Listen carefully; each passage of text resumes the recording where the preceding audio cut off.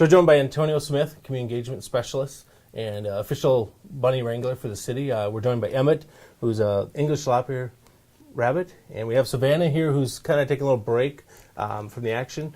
But so Antonio, you and I were just at a conference down at New Orleans, the Cities United, and we learned a lot of good things about an effort led nationally by the Philadelphia Mayor Nutter and New Orleans Mayor Landrieu about trying to help kids of color kind of overcome a lot of challenges. So what did you take away? I think you and I were both there. What did you find out? Oh, one of the things that I took away was the fact that there were, as you mentioned, cities from all over the country. The best part about it was the fact that there were mayors there who actually need to lead in this effort. A lot of things can get done at my level in talking with the various people in the community and things like that. But to have the leadership of the mayors, it's truly something special. A highlight from day one that I had was the Assistant Attorney General gave a keynote address with regards to why we can't wait to help eliminate violence and violence-related death amongst African American men and boys. Yep. And so that was a truly special address.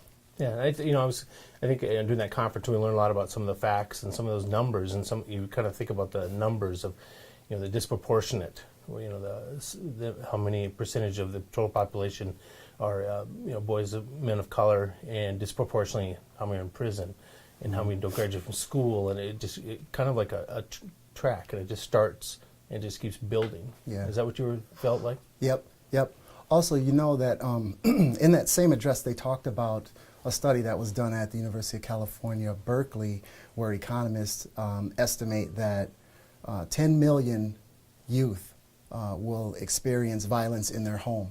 And in addition to that, there's a trickle-down effect to the fact that violence, witnessing the violence also creates a kind of post-traumatic stress disorder in youth that typically hasn't been recognized as such previously. Yep. And I think for us in our city, one of the reasons we're involved was, as you know, was just some of the work we've done at Zanewood and some of the other community engagement model that we've said that we're kind of a little ahead of the curve. We're still not doing enough, I think, but I think we're doing more than most that say we have to get in front of these kids, because some of these kids, their only mentors are people who are members of gangs. They don't, their dad isn't there, and so they look up and they say, all I've got is prison in front of me.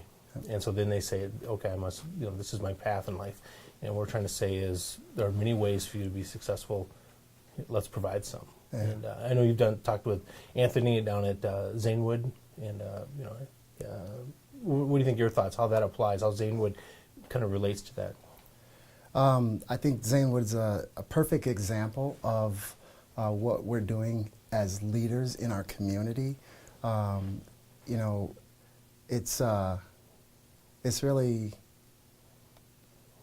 It's not a matter of being a leader for the sake of we're better than anyone else. Yep. We're just doing things that help identify who we are and how we can be the best us possible. Yep. And so with the work that they're doing at Zanewood, it's outstanding.